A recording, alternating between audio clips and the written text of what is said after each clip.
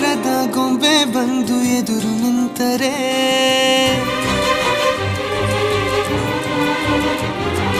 ಎಳೆ ಹುಡುಗನ ಹೃದಯವೀಗ ಸೋಲಲಾರದೆ ಓ ಬಂಗಾರದ ಗೊಂಬೆ ಬಂದು ಎದುರು ನಿಂತರೆ ಎಳೆ ಹುಡುಗನ ಹೃದಯವೀಗ ಸೋಲಲಾರದೆ ಕಣ್ಣು ಹೊಳೆವ ಚಾಳಿ ಶುರು ಕನಸ ದಾಳಿ